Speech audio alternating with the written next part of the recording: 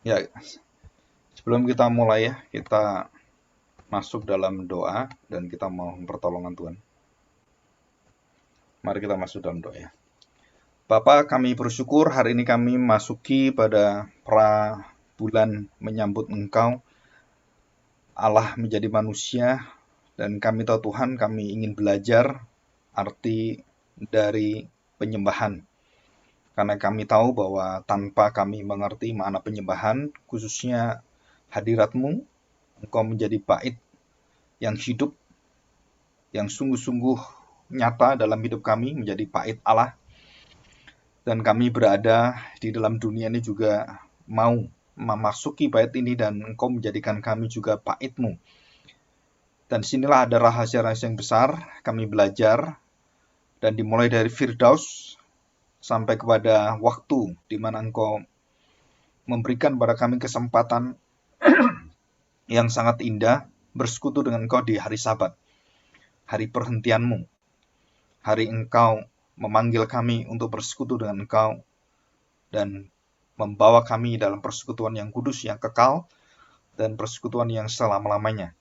Tuhan, kami mau belajar Theology of Worshiping ini, dan kami belajar juga bagaimanakah kami harus menyembah dengan benar. Bukan hanya menyembah, tetapi kami hidup di dalam penyembahan kepada Engkau. Dari waktu ke waktu dan bahkan di dalam roh dan kebenaran. Bawalah hati kami supaya kami semakin mengerti dan kami semakin berkenan, semakin Engkau kuduskan, dan biarlah roh Tuhan akan bekerja membawa hati kami untuk memuliakan Engkau. Terima kasih Bapa, kami bersyukur karena Engkaulah Bapa yang baik, yang memberikan jalan kepada kami di dalam Kristus, dalam darahnya, dan di dalam kematian dan kebangkitannya, kami memperoleh jalan masuk dalam ibadah yang sejati. Dalam nama Tuhan Yesus, kami serahkan doa kami ini. Amin. Ya, nah kita hari ini belajar Theology of Worshiping ya. Jadi satu teologi yang sebenarnya ini mudah sekali ya, teologi ibadah atau penyembahan. Jadi teologi yang seharusnya orang itu sudah mengerti beribadah. Tetapi kenapa akhirnya harus dimulai dari awal, dari bagaimanakah kita harus beribadah? Karena kita mengalami satu keterasingan, jadi mengalami satu keterpisahan dari Allah yang benar, Allah yang sejati. Dan disitulah Tuhan ingin satu hidup kita ini itu kembali kepada persekutuan dengan Dia selama-lamanya. Dan ini adalah misi Allah, misi kerajaan Allah, misi Dei, jadi misi Allah sendiri. Nah, di dalam membahas tentang pengetahuan kita tentang bagaimana kita menyembah Allah, ada 3 hal penting yang kita akan bahas gitu ya, walaupun tidak berurutan tetapi saling berkaitan. Yang pertama adalah bait Allah, konsep bait Allah dulu. Yang kedua adalah konsep tentang Firdaus atau surga. Dan yang terakhir tentang Sabat, ya Theology of Sabat. Nah, Sabat ini sebenarnya sudah saya bahas beberapa kali dan ada serinya juga di dalam Teologi Sabat, dan minggu yang lalu dalam Katekismus juga dibahas tentang hari Sabat di dalam hukum Taurat ya, hukum Taurat yang keempat atau kelima ya di situ. Nah, ini berkaitan nanti hukum yang keenam kita berjalan pada bulan depan, dan ini sampai akhir tahun depan 22 mungkin baru selesai katekismusnya. Heidelberg Catechism itu akan selesai, dan 2-3 tahun mendatang itu akan diulang lagi dari depan ya. Kita belajar terus dan lebih kaya dan lebih mengenal akan kebenaran firman Tuhan. Nah, sebelum kita membahas tentang apa itu penyembahan, kita belajar dari Yohanes pasal 4. Yesus berkata dan bercakap-cakap dengan perempuan dari Samaria di sumur Yakub itu ya. Nah, ini percakapan ini yang menjadi dasar kita menyembah di dalam hidup kita, di dalam ibadah kita itu kita diingatkan menyembah di dalam roh dan kebenaran. Saya akan bacakan Yohanes pasal 4. Ya, saya bacakan dari pertama, mungkin agak cepat sedikit ya. Karena kita tidak membahas secara eksposisi, tetapi kita membahas secara tema. Ketika Tuhan Yesus mengetahui bahwa orang-orang Farisi telah mendengar bahwa ia memperoleh dan membaptis murid lebih banyak daripada Yohanes. Meskipun Yesus sendiri tidak membaptis, melainkan murid-muridnya. Jadi yang dibaptis Tuhan Yesus dengan Yohanes itu atau murid-muridnya itu jauh lebih banyak Tuhan Yesus ya, karena memang berbeda. Yang berbeda karena dia sendiri adalah Allah yang menjadi manusia. Yang ketiga, ia pun meninggalkan Yudea dan kembali lagi ke Galilea. Ia harus melintasi daerah Samaria. Dan dikatakan kenapa harus melintasi daerah Samaria? Itu ada keharusan atau mungkin dikatakan sesuatu yang tidak bisa tidak harus melewati itu, daerah Samaria. Karena mungkin daerah sudah malam dan sangat berbahaya kalau lewat jalur yang lama itu ya. Jadi kalau malam, jadi harus lewat jalur Samaria atau alasan-alasan yang lain dan banyak sekali. Tetapi dikatakan di situ bahwa ia harus melewatinya. Jadi ada rancangan, rencana Tuhan dan kehendak Tuhan akan dinyatakan di Samaria. Dan kita masih ingat bahwa Samaria itu adalah satu-satunya kota selain Yerusalem yang disebut di dalam misi Allah. Jadi beritakan Injil mulai dari Yudea, Samaria sampai ke seluruh dunia ya, dari Yudea itu dari Yerusalem, dan kota satu-satunya yang disebut itu adalah Samaria. Nah, kenapa Samaria? Karena disitulah pentingnya peristiwa-peristiwa di Samaria yang hari ini kita belajar. Yaitu pertama kali pengabaran Injil itu oleh seorang pelacur. Seorang yang pesundal gitu ya, seorang yang dosanya begitu banyak dan Tuhan pakai dia untuk memberitakan tentang Mesias. Itu pertama kali dicatat. Jadi pemberita Injil pertama kali itu adalah wanita ini, ya, orang yang bertobat. Dan rasul-rasul masih bersama dengan Tuhan Yesus ya, bersama-sama. Ya, di luar itu, dan perempuan ini bukan orang Yahudi, orang Samaria. Dan lebih aneh lagi ya, mengapa Tuhan pakai ini sebagai lambang untuk bangsa-bangsa lain. Ya. Ayat yang ke-5. Maka sampailah ia ke sebuah kota di Samaria yang bernama Sikar, atau boleh dikatakan ini sangat identik dengan Sikem ya. Dekat tanah yang diberikan Yakub dahulu kepada anaknya Yusuf. Nah, itu ada referensinya Kejadian 42 ayat 22 dan juga Yosua 24 ayat 32. Saya bacakan ya. Dan sekarang aku memberikan kepadamu sebagai kelebihanmu daripada saudara-saudaramu suatu punggung gunung yang kurebut dengan pedang dan panahku dari tangan orang Amori.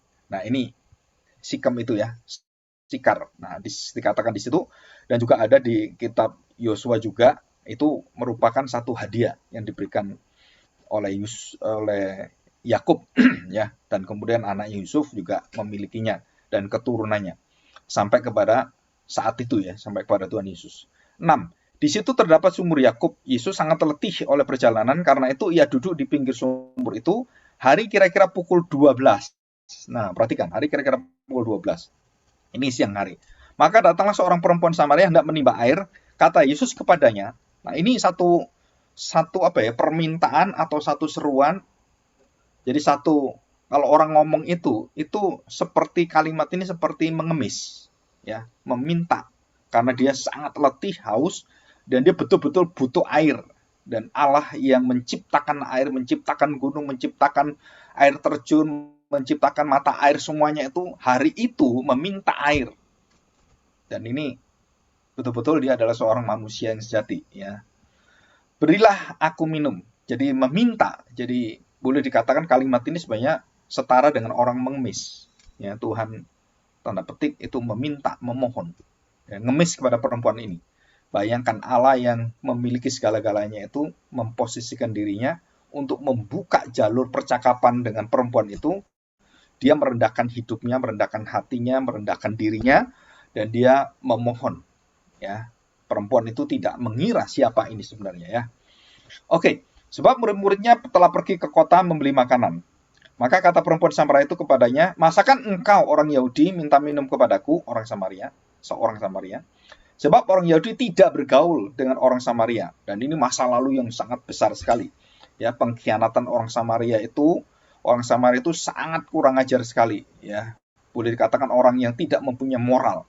Jadi kalau bangsa Israel lagi mengalami kebaikan-kebaikan, dia ikut Israel. Kalau Israel mengalami kebangkrutan, nah dia tinggalkan bangsa Israel. Jadi enaknya dong, semaunya sendiri, seenak sendiri. Yang menguntungkanlah dia yang ikut gitu ya. Nah ini Samaria, maka bangsa Israel sangat marah dan dianggap ini bangsa yang mengkhianati bangsa Israel karena mereka berkawin campur. 10.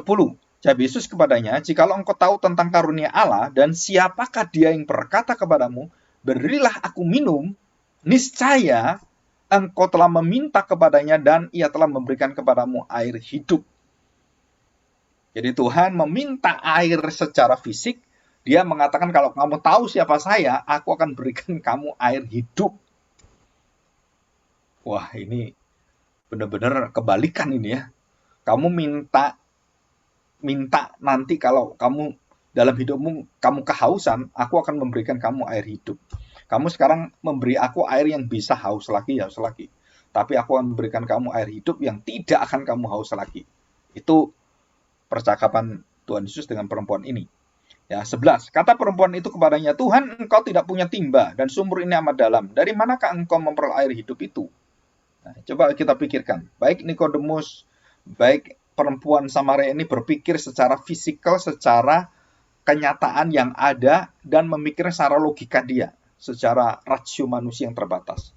Jadi dia berkata, bagaimana kamu memberi air hidup? Nimba aja nggak bisa, nggak punya timba. Nggak mengambil air, di mana cara ngambil air? Mana bisa kamu ngasih air? Air apa itu? Air yang biasa nggak punya. Apa itu air hidup gitu kan? Dan dikatakan sini, dikatakan, dari manakah engkau memperoleh air hidup itu? Nah, mereka tidak mengerti, ya. Khususnya perempuan Samaria ini tidak mengerti siapa Tuhan Yesus. Adakah engkau lebih besar daripada bapak kami Yakub? Ini ngaku-ngaku ini ya. Jadi orang Samaria mengaku Abraham, Yakub itu ya bapak mereka, badan mereka sudah cemar, sudah berzina rohani, sudah bangsa, sudah luntur, sudah kawin campur, nggak karu-karuan. Tapi tetap masih ngaku Yakub, Abraham masih diakui. Ya, yang memberikan sumur ini kepada kami dan yang telah minum sendiri dari dalamnya, ia serta anak-anaknya dan ternaknya. Ia, anak-anaknya, ternaknya, minum di air yang sama dan tidak ada bedanya, menunjukkan air kehidupan secara fisikal dan secara kehidupan, secara roh, secara spiritual. Nah, itu hal air pun itu memberikan minum, baik itu tuannya, ternaknya sama, diberi air, airnya sama. Ya. Ayat 13, jawab Yesus kepadanya, barang siapa minum air ini, ia akan haus lagi. Nah, perkataan haus lagi dengan ibadah penyembahan ini penting sekali. Nah, banyak orang beribadah tidak pernah merasa kehausan akan firman Tuhan, tidak pernah merasa ingin sekali beribadah karena ingin bertemu dengan Tuhan, ingin berdiam dalam rumah Tuhan, ingin mendengarkan dan ingin melihat terang itu, ingin mendapatkan air kehidupan, air yang menghidupkan itu. Nah, ini pertama kali adalah haus. Ya, berbahagialah orang yang haus dan lapar akan kebenaran. Nah, itu berbahagia. Jadi kalau kita merasakan kebahagiaan itu, kita merasakan kita harus diberi tanda apa?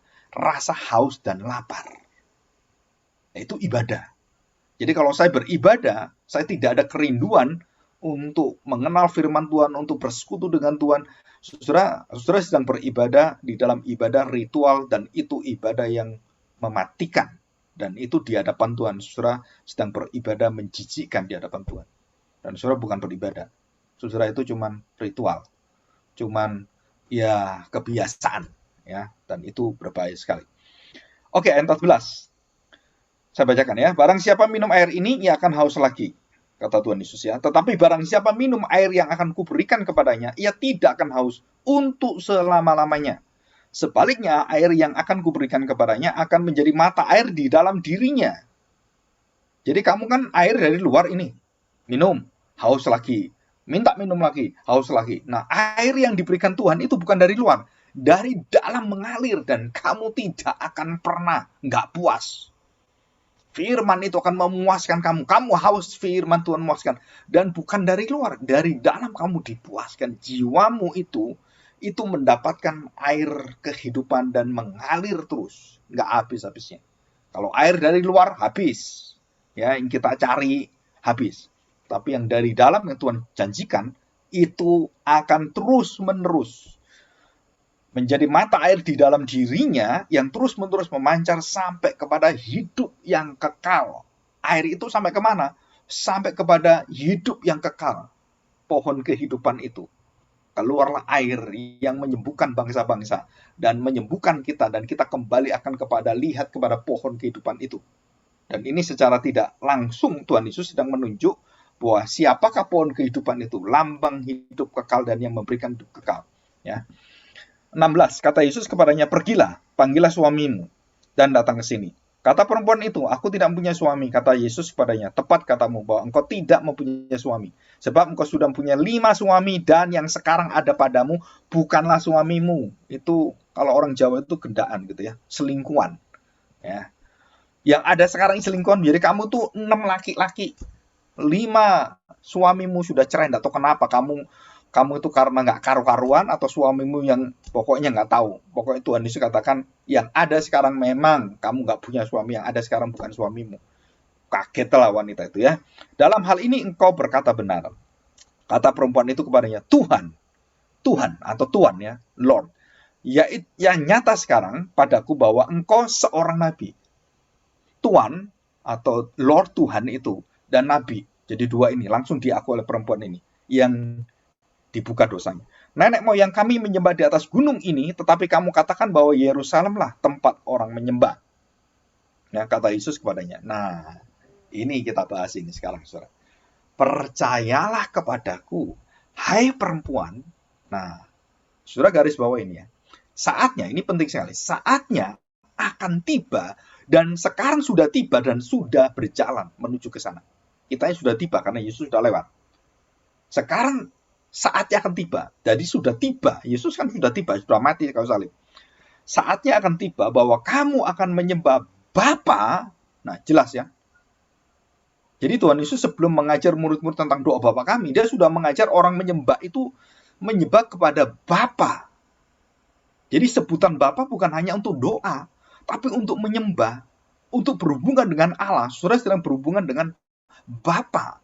Itulah tujuan daripada seluruh penyembahan kita adalah memuliakan Bapa. Yesus juga sama.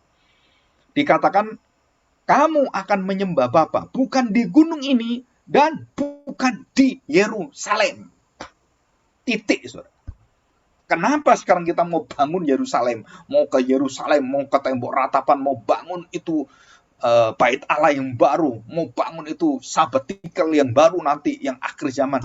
Saudara, Tuhan Yesus sendiri mengatakan dengan jelas, saatnya akan tiba bahwa kamu akan menyembah Bapa bukan di Gerisim, di gunung ini, di mana Yesus yang berdiri, di gunung Gerisim, gunung yang dijanjikan Tuhan, dan di mana Yakub memberikan seluruh hidupnya untuk Tuhan dan memberikan persembahan dan membuat mezbah untuk Tuhan. Di sumur itu. Dan dikatakan kamu akan menyembah Bapa bukan di gunung ini dan bukan juga di Yerusalem. Bukan di Yerusalem. Jadi tidak mungkin kita menyembah Yesus di Yerusalem lagi. Banyak orang katakan, Pak, Yesus datang kan ke Yerusalem lagi waktu dia naik. Betul, tapi bukan di Yerusalem itu. Dia akan datang sama persis. Tapi Yerusalem bukan di situ. Yerusalem ada di surga. Bait Allah ada di surga. Sabbatical sejati ada di surga. Dan semua itu ada di dalam Kristus. Jadi bukan di bumi ini. Ya, saudara harus tahu ini. Dan inilah prinsip yang sangat penting. Kenapa? Karena banyak orang berpikir secara fisikal, secara materi, secara geografis, bahwa Yerusalem, ibadah, bait Allah, dan semua kelakuan-kelakuan itu ada di dunia ini. Dan termasuk ibadah kita. Kita selalu dibatasi dan selalu dikotak. Selalu dilimitasi dengan apa? Dengan tempat dan semuanya. Dan Tuhan Yesus katakan, kamu tidak akan menyembah Bapa di gunung ini lagi dan bukan di Yerusalem lagi. Dan di mana? Nah, ini pertanyaan yang besar. Di mana itu? Nah, Tuhan tidak mengatakan di mana. Tetapi Tuhan mengatakan ayat 22, 23, dan 24. Nah, perhatikan ya. Yang pertama, ini syaratnya. Kamu menyembah apa yang tidak kamu kenal. Jadi harus mengenal dulu siapa yang kamu sembah. Bapa. Betul kan? Bapa. Bapa surgawi. Kamu, dikatakan di sini, kamu menyembah apa yang tidak kamu kenal. Kami menyembah apa yang kami kenal. Sebab keselamatan datangnya dari bangsa Yahudi. Yang pertama. Yang kedua, tetapi saatnya akan datang dan sudah tiba sekarang bahwa penyembah-penyembah benar akan menyembah Bapa dalam roh dan kebenaran. Sebab Bapa menghendaki penyembah-penyembah demikian. Allah itu roh. Dan barang siapa menyembah dia harus menyembahnya, Bapa tadi, dalam roh dan kebenaran. Ayat 24. Allah itu roh. Roh Allah. Termasuk Roh Kudus, Yesus, dan Bapa itu kan. Itu roh. Tritunggal itu roh. Allah yang Esa itu roh. Allah itu roh. Dan barang siapa menyembah dia harus menyembahnya dalam roh saya. Roh saya ini. Dan dikatakan kebenaran. Jadi menyembahnya melalui jalur apa? Jalur roh. Bukan jalur fisik, bukan jalur literal. Ya. Dan ini kita pelajari. 25. Jawab perempuan itu kepadanya, aku tahu bahwa Mesias akan datang, yang disebut juga Kristus. Apabila ia datang, ia akan memberitakan kepada kami segala sesuatu kepada kami. Ia akan memberitakan segala sesuatu kepada kami, termasuk bagaimana menyembah, kapan menyembah, siapa yang disembah, semua. Mesias akan datang, dia akan memberitakan, mengajar segala sesuatu apa yang harus kami lakukan, tetek bengeknya semuanya. Saudara, berarti perempuan ini bukan perempuan biasa. Dia sudah mengenal firman Tuhan sejak dia dari kecil. Dan dia sudah jelas mengenal Mesias. Siapa itu Mesias? Dikatakan dengan jelas. Aku tahu bahwa Mesias akan datang dan disebut juga Kristus. Apabila ia datang, ia akan memberitakan segala sesuatu kepada kami. Jadi waktu Yesus ngomong itu, perempuan Samaria ini, itu langsung mengingat Mesias, konsep Mesias yang dia pelajari dari sejak kecil. Firman Tuhan yang dia pelajari. Loh, kalau gitu kan Mesias kan sepertinya ada kemiripan. Kamu itu siapa sebenarnya kan? Jadi dia konsep waktu Tuhan Yesus katakan tidak menyembah dalam gunung ini, tidak mencari Yerusalem di dalam roh dan kebenaran. Perempuan itu langsung punya konsep, nah ini Mesias ini. Berarti akan ada yang seperti Mesias ini mengajar segala sesuatu. Nah ini, ya 26, kata Yesus kepadanya, akulah dia yang sedang berkata-kata dengan engkau. Kepada Nikodemus, dia tidak menyebut itu. Tetapi kepada perempuan ini dia mengatakan, akulah Mesias. Bayangkan, muridnya Petrus, ya, Paulus masih lama. Petrus dan semua rasul, khususnya Petrus ditanya, menurut kamu siapa aku ini? Saudara, perempuan ini lebih dulu dari Petrus. Dia tahu Yesus Mesias. Kenapa dia tahu Yesus? Karena Yesus yang ngomong sendiri dengan perempuan. Akulah dia, akulah Mesias, akulah Allah yang menjadi manusia. Mesias itu saudara. Sedangkan Petrus berjalan lama, baru setelah mau disalib, baru ditanya Tuhan, menurut kata orang siapa saya? Menurut kamu siapa saya? Kamu Mesias, anak Allah hidup. Baru pengakuan. Bayangkan perempuan ini sebelum Petrus sudah ngaku di depan. Dan Tuhan memberitakan tentang siapa dirinya. Dan Tuhan tidak memberitakan siapakah dirinya pada rasul-rasul. Rasul-rasul belajar langsung dari dia. Siapa sih orang ini? Wah, menghentikan, mendamaikan, menenangkan laut, mengalahkan segala sesuatu kejahatan, roh-roh jahat, dan segala sakit penyakit. Dia melihat langsung. Perempuan ini nggak melihat sama sekali apapun itu saja. Tapi dia langsung mendapat suara dari Tuhan dan pengakuan dari Tuhan Yesus, dia langsung percaya. Dan jalur ini ada dua. Nah, saudara perhatikan. Banyak orang berpikir jalur misi, penginjilan, itu jalur mujizat. No. Perempuan ini tanpa mujizat. Tapi dia langsung melihat mujizat terjadi karena dia bertemu dengan Tuhan, dia ditelanjangi dosanya, dan dia dibukakan semuanya, dan dia langsung tahu ini Mesias. Mujizat itu bukan hanya yang terjadi dengan orang-orang yang lain, bukan. Terjadi dengan siapa? Dengan dirinya. Semua hidupnya dia tahu. Dan dia tahu siapakah suaminya, 5 suami. Dan sekarang bukan suaminya. Dan itu mujizat yang luar biasa. Pembukaan dosa, penelanjangan dosa akan hidup kita, itu mujizat dari segala mujizat, yang lebih dari mujizat yang Tuhan Yesus lakukan di sana. Kenapa? Karena mujizat-mujizat itu tidak bisa menobatkan orang, dan banyak orang tidak bertobat walaupun Tuhan Yesus melakukan mujizat, dan semua orang melihat mujizat dia di kayu salib, nggak ada yang belain dia, nggak ada yang percaya pada dia, termasuk murid-muridnya, lihat mujizat dan semuanya. Tapi perempuan ini bisa mengamini. Dan dikatakan di sini, perempuan ini memberitakan Injil. Ayat 28. Maka perempuan itu meninggalkan tempayannya di situ, lalu pergi ke kota dan berkata kepada orang di situ, mari lihatlah, di sana ada seorang yang mengatakan kepadaku, segala sesuatu yang telah kuperbuat, mungkinkah dia Kristus? Nah, sudah perhatikan. Dia sudah tahu Tuhan Nabi. Apakah dia Mesias? Dia nggak tahu. Tapi Tuhan Yesus mengatakan, akulah Mesias. Ya. Maka mereka pun pergi keluar kota lalu datang kepada Yesus. Sementara itu murid-muridnya mengajak dia dan berkata, Rabi, makanlah. Saudara, di situ terjadilah satu percakapan yang sangat indah. Nah, kita belajar ini ya. Oke, kita masuk, kita belajar. Nah, saudara, yang pertama, penyembahan dalam roh dan kebenaran. Nah, saudara perhatikan, semua cara kita ibadah, saudara, saudara jangan pernah kita terikat dengan tetek bengek yang berkaitan dengan fisikal dan materi dan ornamen semuanya. Dan itu berbahaya sekali. Kenapa? Karena kita harus mengutamakan bukan yang dilihat oleh manusia dan yang dilakukan oleh manusia, termasuk kita taat, kita rajin, kita sungguh-sungguh, kita kemudian melakukan semuanya dan kita datang gereja tidak telat, kita sungguh-sungguh mencari Tuhan gitu ya, tanda petik seperti itu. Dan semua itu dilihat oleh orang. Dan semua bisa orang itu bisa tidak tahu apa dalam hati kita. Ya, kita nggak tahu dirinya apa. Nah, saudara perhatikan, esensi penyembahan itu bukan tempat, waktu, ritual, tata cara, ataupun materi bangunan gedungnya dan peralatan-peralatan dan sebagainya. Bukan itu. Tetapi Tuhan Yesus mengatakan, kamu harus menyembah di dalam roh dan kebenaran. Kenapa dalam roh dan kebenaran? Karena Allah adalah roh. Nah, saudara, ini inti. Dan inilah yang dirusak oleh ahli Taurat, orang Farisi, dan orang-orang Lewi yang menyelewengkan firman Tuhan dan yang mengganti ibadah itu menjadi satu keindahan, satu keagungan, satu kebesaran yang berbentuk dikagumi oleh manusia. Walaupun kita tahu Tuhan itu menginginkan barang-barang yang dibuat dalam bait Allah adalah barang-barang yang tanda petik berkualitas menurut ukuran manusia. Itu kualitas yang nomor satu. Emas, perak, batu, permata seperti itu. Jadi waktu Tuhan memerintahkan itu. Tetapi saudara harus tahu bahwa Tuhan mengatakan bahwa ini bukan aslinya, bukan esensinya. Ini hanya bayangan, ini hanya simbolnya.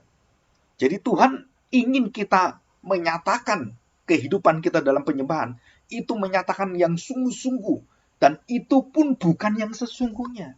Itu masih bayangannya saja, simbol saja. Yang aslinya adalah jauh lebih hebat, lebih daripada yang kita lihat yang bersifat materi dan fisikal itu, yang nampak di depan mata kita. Dan itu adalah Kristus sendiri. Dan itu jauh lebih indah karena roh. Nah, saudara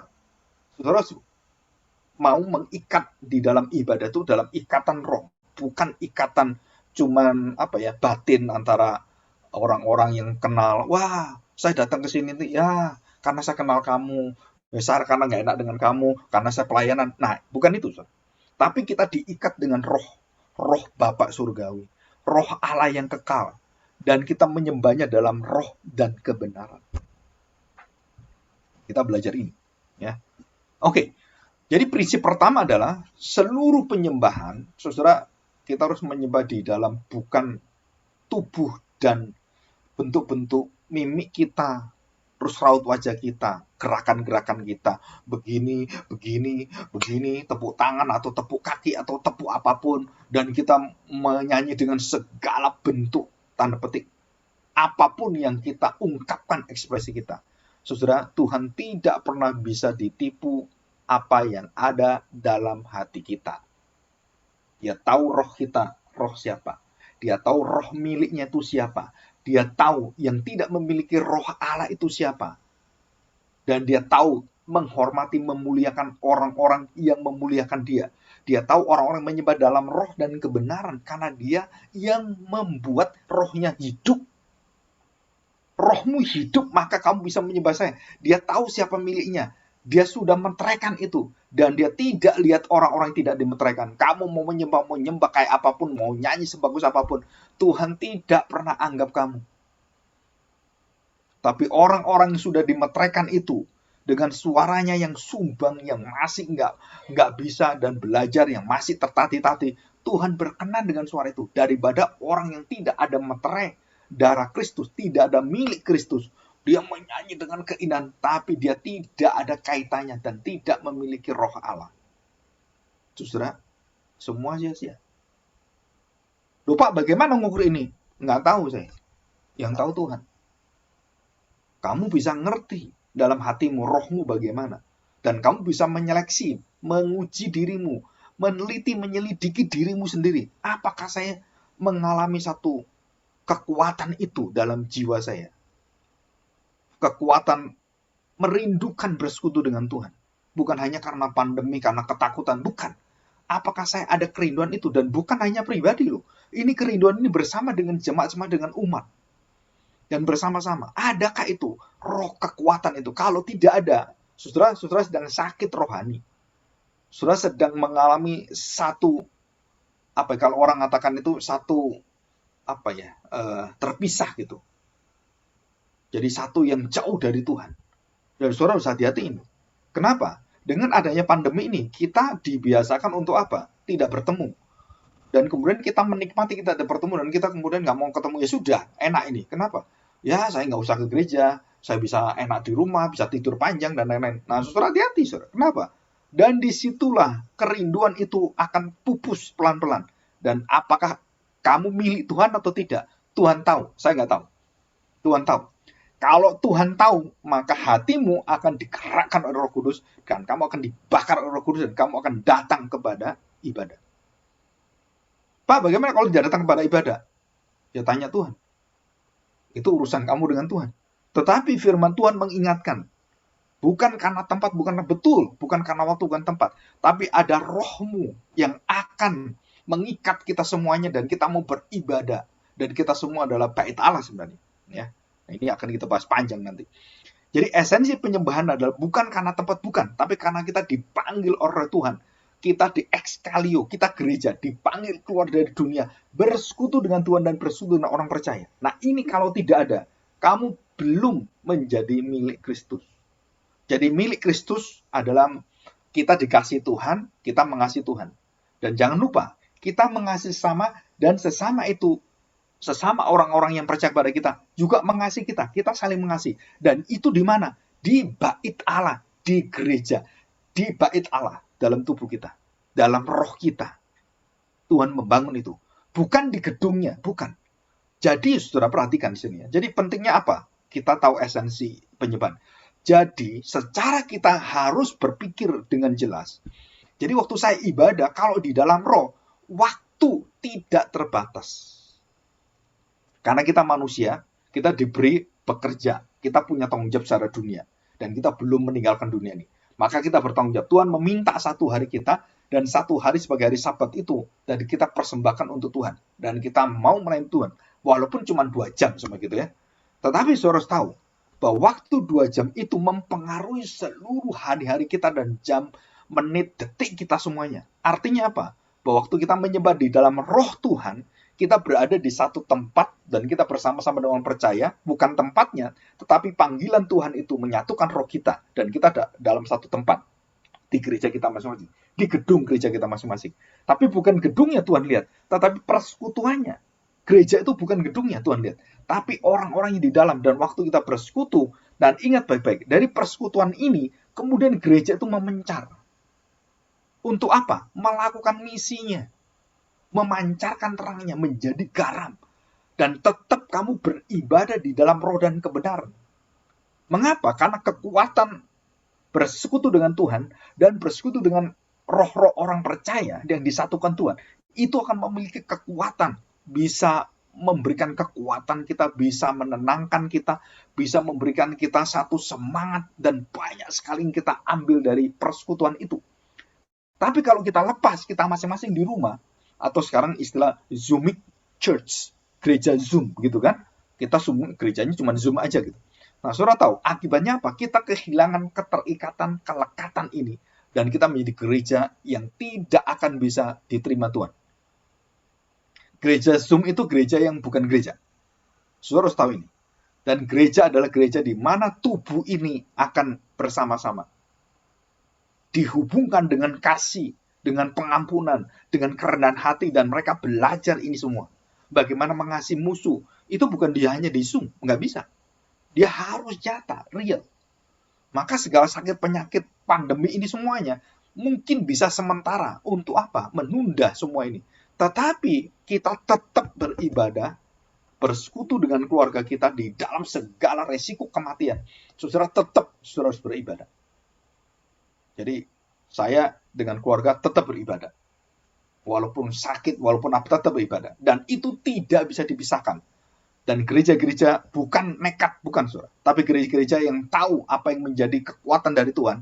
Dan banyak gereja di Amerika, waktu pandemi mereka tetap bergereja dan mereka tidak memakai masker. Bukan ini konyol, saudara. Tapi mereka tahu bagaimana mereka bergereja. Dan bukan secara khayalan, dunia maya. Gereja dunia, bukan. Gereja yang sesungguhnya. Nah, itu artinya di dalam roh dan kebenaran. Jadi ini penting sekali ya. Jadi saudara harus ada kehausan jiwa manusia akan hadirat Allah. Dan ini nomor satu, saudara. Kalau tidak ada kehausan, tidak ada keterikatan, kesenangan untuk bertemu dengan Tuhan, saudara seperti Adam dan Hawa. Saudara sedang jatuh dalam dosa, memisahkan engkau dari hadirat kudus Allah. Dan engkau lari terus, tambah jauh. Dan akhirnya dibuang ke timur. Dan kita tidak bisa menyembah Tuhan lagi. Kita sudah jauh dari Tuhan. Ya. Jadi keterikatan ini bukan karena tempat, tapi kerinduan kita, roh kita yang disatukan. Dan kita memilih tempat. Tempat bisa dimanapun, bisa di gedung apapun, dan tidak peduli di negara, di kota apapun. Tapi bukan Zoom ya. Kan, Zoom kan gampang Pak, saya di rumah semua ibadah gini. Bukan. Kita bertemu secara tubuh. Karena gereja adalah tubuh daging. Bukan digital. Saudara ini ingat baik-baik. Ya, saya berkali-kali banyak orang tanya, diskusi dengan saya soal gereja yang tidak nyata. Gereja secara Google gitu ya. Gereja secara YouTuber gitu kan. Gereja secara Instagram dan lain-lain. Saudara, itu bukan gereja. Itu adalah meta church. Nah, saudara tahu. Facebook nanti menjadi meta. Jadi dunia meta. Dunia yang sebenarnya dunia khayal, tetapi dunia sesungguhnya ada di dunia meta itu. Nah, Facebook sudah masuk ke sana. Dia akan mengganti nama. Menjadi meta. Bentuknya lingkaran muter gini. Yang tak terbatas gitu ya. Yang dua lingkaran gitu. Saya nggak tahu maksudnya apa. Apakah nanti berubah? Mark Zuckerberg saya nggak tahu. Tapi dia sudah melihat kalau dia tidak berubah, dia akan bangkrut. Ya, termasuk Google nanti 10 tahun mendatang, dia akan berubah. Dan banyak. Karena kalau nggak disruption, dia akan mengalami perubahan dan dia akan bangkrut. Nah, saudara, di dalam hubungan manusia dengan Allah, saudara, kita tidak bisa menjadikan hubungan itu menjadi hubungan yang dunia maya. Hubungan cuma kabel. Hubungan yang cuma dengan satelit-satelit. Saudara nggak bisa. Itu hanya menolong manusia dan bukan esensinya. Tetapi kita harus bersekutu bersama-sama. Nah, ini keterikatannya. Roh kita. Jadi tubuh. Tuhan itu adalah Tuhan yang roh. Tetapi waktu dia bersekutu dengan manusia, dan dia menjadi tubuh manusia, maka manusia-manusia disekutukan, disatukan, dan diikatkan dengan apa? Dengan tubuhnya masing-masing. Dan inilah yang disebut sebagai roh dan kebenaran. Penyembahan itu adalah penyembahan yang akan memuaskan jiwa kita. Jadi kalau kita menyanyi, setiap nyanyian, setiap lagu, saudara nikmati itu lagu. Jangan asal nyanyi. Oh, lagunya enak. Bukan. Menikmati syairnya, maknanya, kata-katanya, dan kemudian saudara nikmati melodinya. Jadi yang pertama apa? Isi daripada maknanya dulu. Setelah itu melodinya, kemudian ritmenya, dan semua. Wah, saudara bisa nikmat itu. Dan saudara bisa melihat bagaimana Allah sedang menyatakan dirinya. Sedang bertemu dengan engkau dari lagu-lagunya. Dan kemudian yang tertinggi adalah Tuhan menyatakan dirinya dalam firman-Nya yang kekal itu. Menyatakan dan diberitakan di sana. Jadi puncak ibadah itu adalah firman menjadi manusia. Firman itu diberitakan pada manusia. Dan firman itu menetap dalam hati manusia. Dan menjadi bait Allah dalam hati manusia. Dan itu semua firman. Nah, tabut perjanjian itu ada isi firman Tuhan. Dan ada roti mana yang menunjukkan makanan rohani selama-lamanya. Dan ada tongkat Harun yang bertumbuh bertunas. Yang artinya kehidupan baru harus memulai di sana. Jadi tabut perjanjian, roti mana, dan kehidupan baru. Dan ada di sana, itu lambang semuanya. Ada dalam diri kita. Ya. Jadi penyembahan itu menunjukkan satu kehausan, satu kekosongan jiwa kita yang harus diisi oleh firman. Oleh Kristus Allah yang menjadi manusia. Menutup lubang yang dalam hubungan manusia dengan manusia, hubungan Allah dengan manusia, dan hubungan manusia dengan seluruh alam semesta yang ada gapnya, yang ada lubang yang begitu gelap. Dan Tuhan Yesus memenuhi itu semuanya. Dan dia katakan, akulah akan memenuhi engkau semua. Kepenuhan Allah, kepenuhan Kristus akan memenuhi segala sesuatu. Dan dia akan menolong kita. Dan ini arti roh dan kebenaran. Ya. Oke, nah kita lihat sekarang ya. Jadi saudara nanti teliti dalam hidup kita semuanya. Jiwa mencari menggapai isi dunia tidak pernah puas. Ya. Tetapi Kristus yang kita terima akan memuaskan jiwa dan hidup kita. Jadi kalau Kristus kita dapat, saudara, kita tidak pernah mengingini dunia dan semuanya. Kita tidak pernah akan rakus, tamak, dan saudara ketagihan dengan dunia ini. Nggak ada. Saudara. Kalau saudara menerima Kristus, saudara tanda petik, saudara akan ketagihan dalam arti roh kita akan bersekutu dengan Tuhan. Karena kita tidak mungkin lepas dari persekutuan itu. Dan Tuhan katakan, buat apa isi dunia dan seluruh dunia itu menjadi milikmu, tapi jiwamu binasa. Tetapi kalau engkau memiliki Kristus, jiwamu akan mendapatkan keselamatan dan hidup bahagia kekal selama-lamanya. Dan itu dijamin oleh Tuhan. Dan kamu akan bersekutu dengan Tuhan. Dan itu dijanjikan oleh Tuhan. Ya, dalam roh. Saudara perhatikan di sini Tuhan Yesus mengatakan tentang air, ya. Air yang akan memuaskan kamu dan memancar dan menjadi mata air, sumber-sumber air. Apa artinya air? Sumber itu pusat hidup manusia. Dan Yakub, Isa, Abraham memulai kehidupan di satu tempat. Dia mencari sumur, selalu sumur. Kenapa sumur? Sumur itu banyak sekali yang digali. Pindah cari sumur. Kenapa? Karena itu sumber kehidupan, sumber yang akan memberikan mereka satu kehidupan terus-menerus dan tidak akan mati. Itu sumur. Ya, dalam kebenaran, saudara, artinya apa dalam kebenaran? Bahwa yang bisa memenuhi hidup kita, air itu adalah kebenaran. Roh kita itu hanya bisa dituntun dengan kebenaran. Kebenaran yang berasal daripada Allah sendiri. Kebenaran yang akan memberikan kita kehidupan, kita akan berjalan dan kita akan hidup, bergerak dan semuanya itu karena kebenaran. Jadi roh kita menyembah Allah dalam roh dan dalam kebenaran yang menghidupkan kita. Roh dan kebenaran itu tidak bisa terpisah.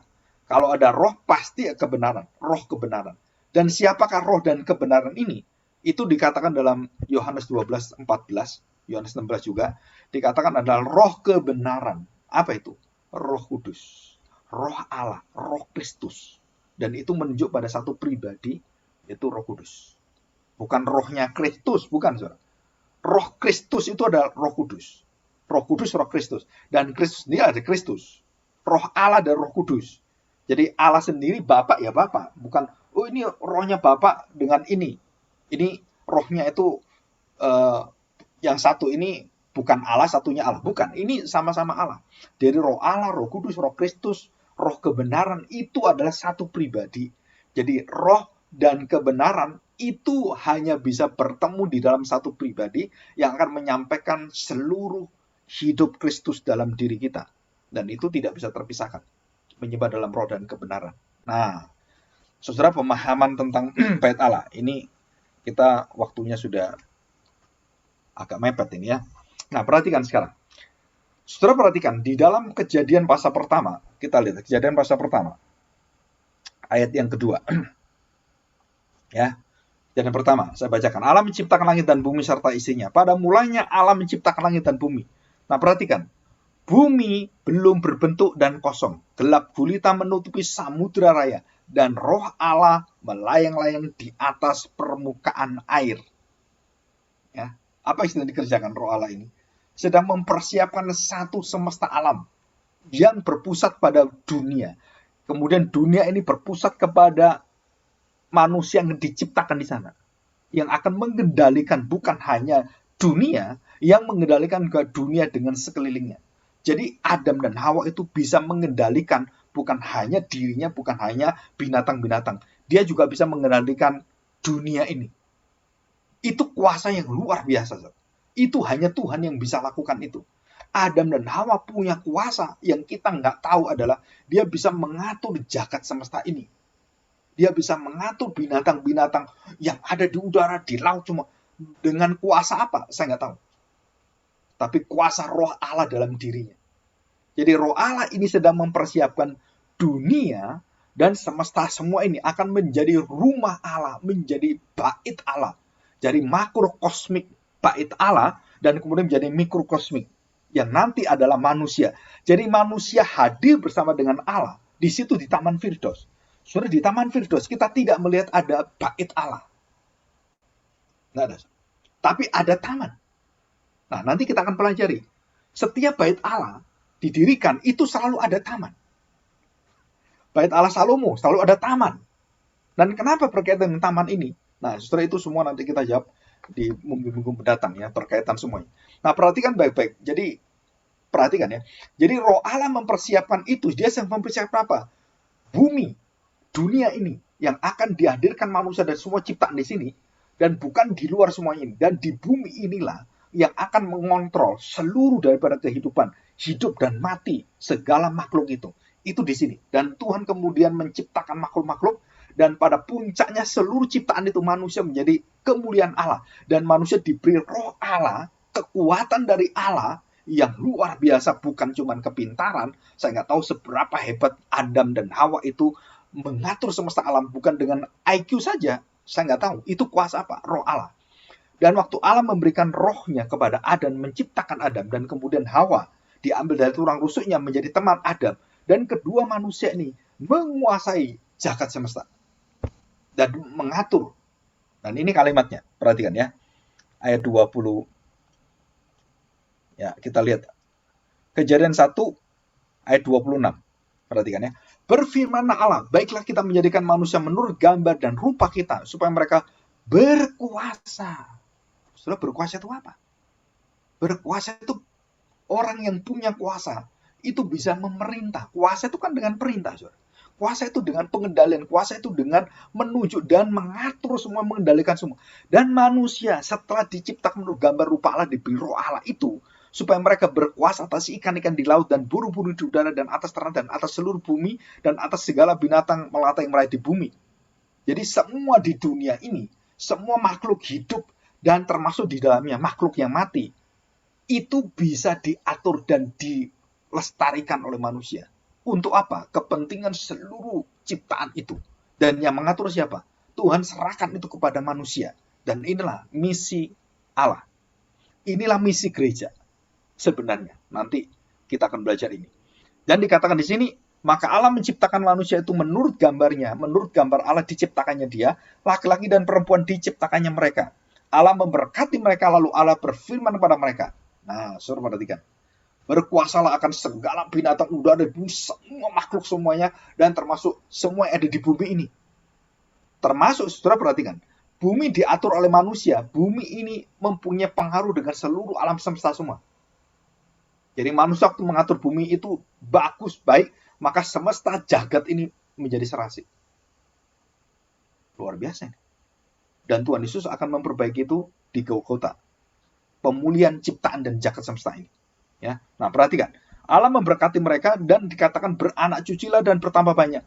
Penuhilah. Sama dengan kuasailah. Penuhilah, kontrollah dan aturlah semuanya. Penuhilah bumi. Nah, bumi.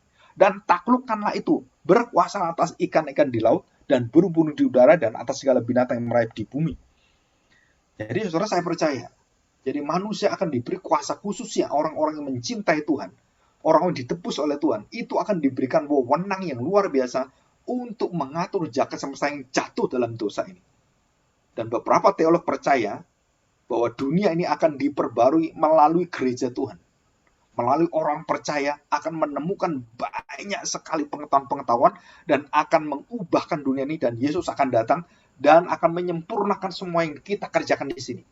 Dan itulah misi Adam, dan itu menjadi misi gereja dan orang-orang percaya, keturunan Adam dan Hawa, ya, kita semuanya. Dan di dalam Kristuslah kita diberi kuasa itu kembali. Pentakosta itu memberi kuasa oleh bumi. Pergilah, jadikanlah. Nah, jadikanlah itu artinya apa? Kuasailah, penuhilah dengan Injil seluruh bumi, pulau dan seluruh daratan semua akan dipenuhi dengan kemuliaan Allah. Nah, itu akhir zaman.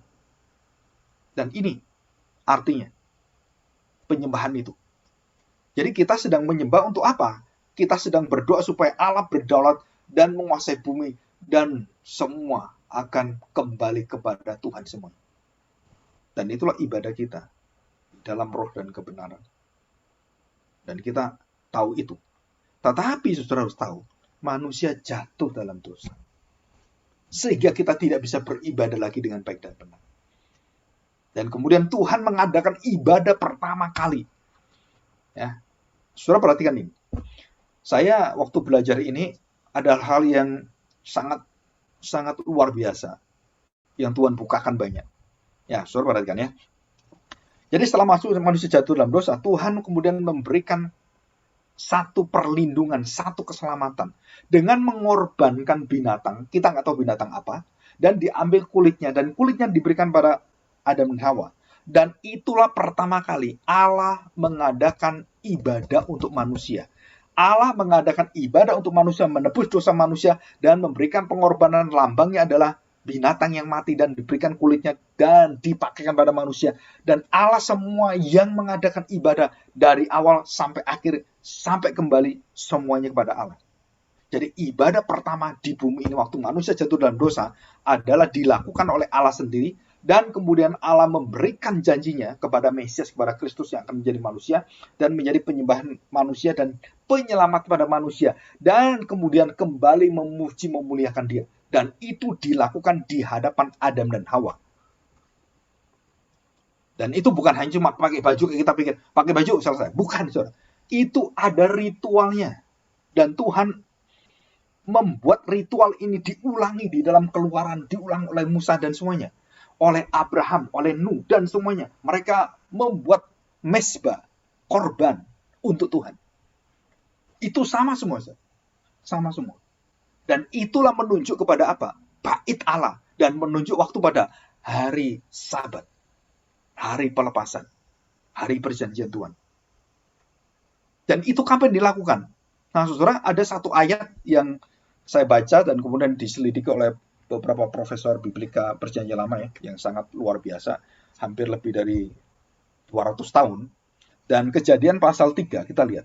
Nah, ayat ini kalau kita baca kita nggak tahu artinya, tetapi setelah kita diberitahukan tentang apa artinya itu dan latar belakang bagaimana, kita baru tahu, oh, berarti ini sudah ada dari awal. Bagaimana waktunya menyembah dan kapan, itu semua jelas sekali. Nah, saudara perhatikan. Kejadian pasal 3 ayat yang ke-8. Ya. Saya bacakan ayat 7. Maka terbukalah mata mereka berdua dan mereka tahu bahwa mereka telanjang. Lalu mereka menyemat daun pohon ara dan membuat cawat, ya, untuk menutupi kemaluannya, membuat cawat, ya, celana dalam gitu kan. Kalau perempuan ya celana dalam gitu kan, laki juga sama, bikin cawat gitu ya. 8. Ketika mereka mendengar bunyi langkah Tuhan Allah yang berjalan-jalan dalam taman pada waktu hari sejuk, bersembunyilah manusia dan istrinya terhadap Tuhan Allah di antara pohon-pohonan dalam taman. Tetapi Tuhan Allah memanggil manusia itu dan berfirman kepadanya, di manakah engkau? Kalimat pertama, manusia jatuh dalam dosa, adalah Allah mencari manusia, bukan manusia mencari Allah. Allah memanggil manusia, bukan manusia memanggil Allah. Saudara, ini semua konsepnya banyak orang salah. Agama-agama kebalik semuanya.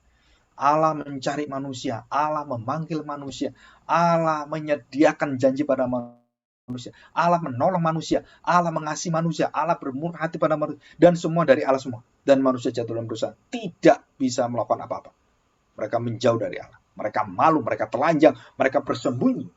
Dan dikatakan sini, pada waktu hari sejuk. Nah, terjemahan waktu hari sejuk ini, the cooling breeze, cool day. Nah, saudara perhatikan.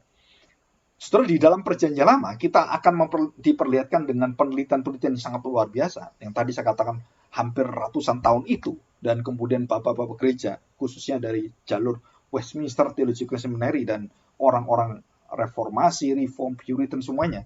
Mereka melihat ini sebagai satu tanda yang sangat indah sekali. Saudara, arti kata sejuk seolah-olah kita tuh, aduh, berarti sejuk itu bagus gitu ya. Saudara, ini kebalikan. Ini artinya apa? Matahari sedang down, sedang terbenam. Dan semua penyembahan dalam perjanjian lama untuk korban itu menunggu waktu terbenam semua. Dan Tuhan Yesus mati di kayu salib. itu mau terbenam matahari, dan itu jam 3 sampai kemudian jam 4-5 terbenam. Dan mulai jam 3 itulah matahari terus kelihatan turun. Dan waktu di Eropa dengan Indonesia beda. Di Eropa jam 3, jam 4 bisa langsung gelap pada saat itu. Dan waktu Tuhan Yesus juga sama. Karena beda cuaca. Jadi yang dipikir nanti jam 6 baru gelap gitu. Belum tentu. Bisa jam 4, bisa setengah 4, bisa jam 5, itu bisa langsung gelap. Kita beda cuaca, beda ini ya, rotasinya beda. Jadi waktu jam 3 itu adalah jam di mana Saudara sedang menuju kepada kematian, sedang menuju pada kegelapan, dan itu dingin, luar biasa, dan mematikan. Kasih orang menjadi dingin, dan Tuhan Yesus kata demikian. Kasih semua orang menjadi mati, kasih menjadi dingin. Dan itu sudah di sini, the cooling breeze, the cool day, dan itu dingin sekali, dan itu mematikan. Saudara, kita menuju dalam kegelapan, sedang menuju pada maut, dan kita melihat itu. Dan dikatakan di sini, pada waktu hari sejuk, manusia bersembunyi, manusia melarikan diri, manusia sedang tenggelam. Dan sebelum itu tenggelam, Tuhan janjikan dan Tuhan memberikan satu ibadah. Abraham, waktu mendengar perjanjian Tuhan, dia diminta Tuhan untuk mempersembahkan korban, burung dara, terus kemudian kambing, domba, sapi, dan dia potong semuanya, dan dia potong. Dan dia tunggu Tuhan, dari mulai dia potong itu, sampai siang hari dia tunggu, dan binatang-binatang datang, dan kemudian dia usir, sampai akhirnya matahari terbenam. Nah, matahari terbenam. Dan disitulah Tuhan memberikan penglihatan pada Abraham. Apa yang dia lihat? Waktu itu masih Abraham. Dan dia melihat keturunannya diperbudak 400 tahun. Di dalam kegelapan itu. Di dalam dosanya. Jadi umat yang ada dalam tubuhmu itu akan melakukan dosa seperti Adam dan Hawa di dalam cooling day freezing itu yang mematikan kedinginan luar biasa. Dan kasihnya itu akan mati. Dan di sini Tuhan memberitahukan bahwa anak keturunanmu akan diperbudak. Dan di sanalah Tuhan akan menolong mereka di dalam kegelapan. Dan itu terjadi terus. Dan selalu Nuh juga sama. Waktu memberikan persembahan, mendekati semuanya. Persembahan, nah nanti kita bahas ya di bait Allah itu. Persembahan apa? Persembahan pengorbanan.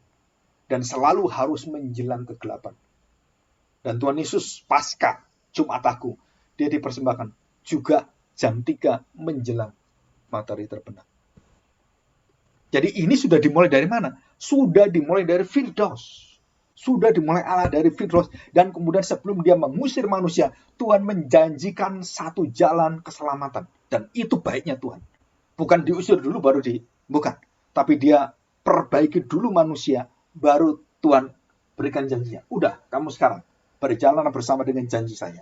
Nah, saudara, itu kapan? Waktu sekitar sore hari. Jam 3 sampai jam 6. Dan itulah semua kehidupan dimulai dari sana. Nah, kita belajar hari ini adalah, saudara kalau saudara belajar, Elia waktu mendatangkan hujan, nah kita lihat ya, 1 Raja-Raja 18, ini juga sama. 1 Raja-Raja 18 ayat 36. Saya bacakan, saudara. Perhatikan ya.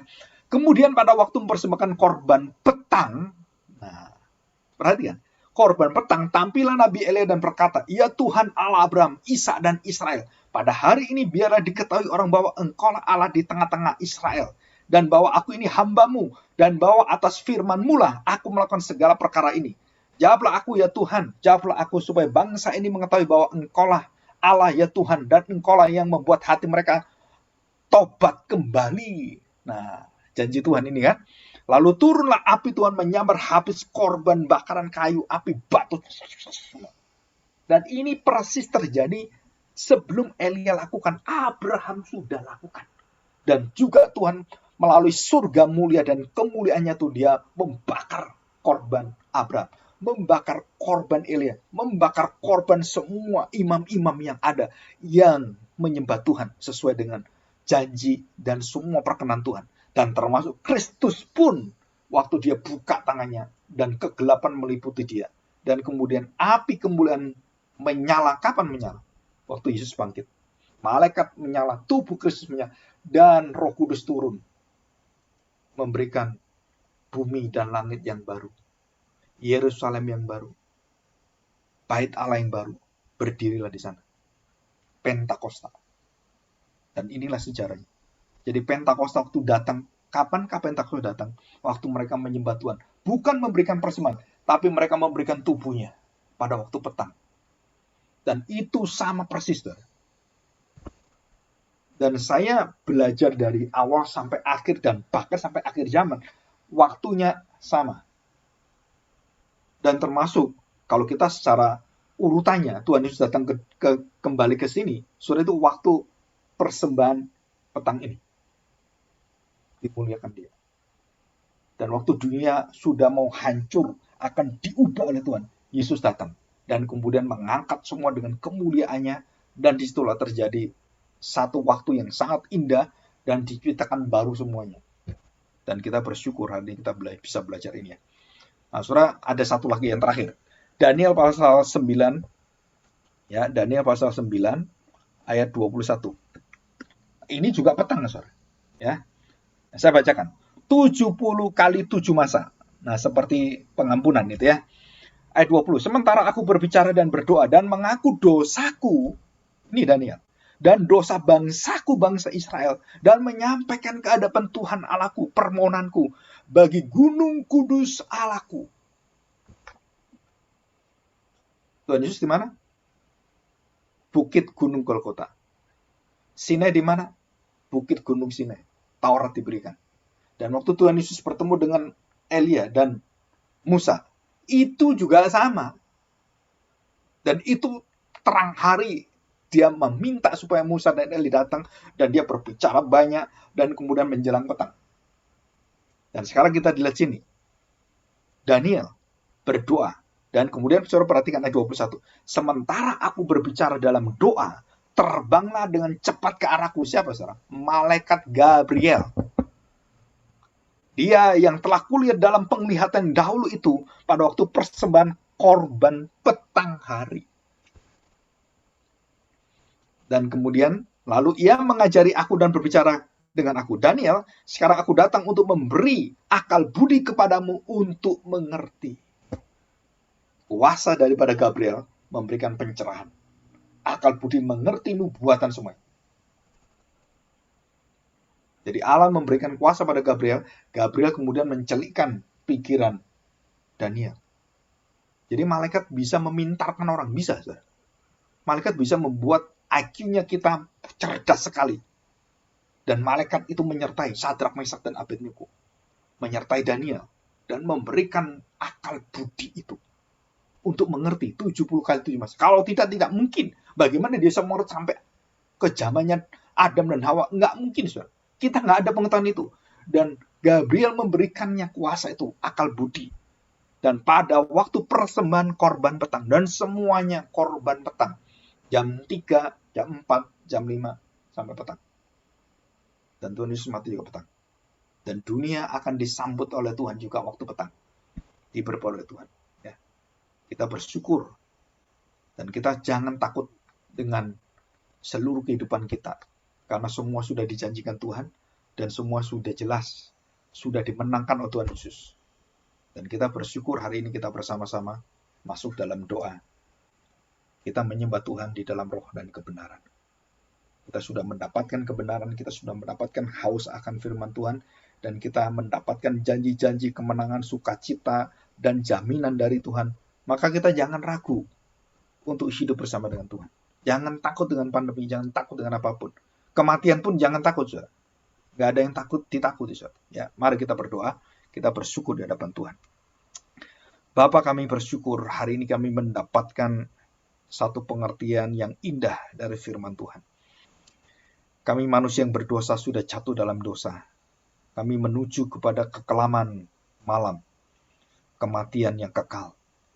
Tapi kami bersyukur Tuhan, karena Engkau memberikan kesempatan yang sangat indah. Dan Engkau juga memberikan pada kami satu kehidupan yang baru. Roh yang bisa mengerti roh Tuhan. Dan di dalam Kristuslah kami dijamin, dan kami datang percaya mengakuinya. Dan di dalam Kristuslah kami mendapatkan kemenangan sukacita yang besar. Dan kegelapan itu akan menjadi terang. Kematian itu menjadi kehidupan. Kehinaan itu menjadi kemuliaan. Kerugian itu akan menjadi keuntungan bagi kami. Dan tidak ada yang bisa memisahkan kami. Rasa syukur kami kepada Tuhan itu tidak bisa dihentikan oleh siapapun. Tuhan ajar kami supaya kami menyembah Engkau bukan hanya pada saat-saat tertentu, di tempat-tempat tertentu, tetapi dalam roh kami siap sedia dalam setiap waktu, segala keadaan, segala kondisi, dan bahkan di segala tempat di mana kami berada, kami tetap menyembah Tuhan. Dan kami persembahkan tubuh kami dengan waktu yang bersama dengan Engkau. Kamilah bait-Mu Tuhan. Terima kasih Bapa. Kami persembahkan hidup kami dalam nama Tuhan kami Yesus yang menjamin kami, yang membuat, menciptakan bait Allah yang baru yang kekal, dan memberikannya kepada hati kami sebagai bait Allah. Sungguh kami bersyukur. Tuhan pimpin kami supaya kami bisa bersekutu kembali. Selewat pandemi ini, kami bisa bersekutu seperti yang Kau inginkan, bersama orang percaya. Di dalam nama Tuhan Yesus, kami serahkan doa kami. Amin.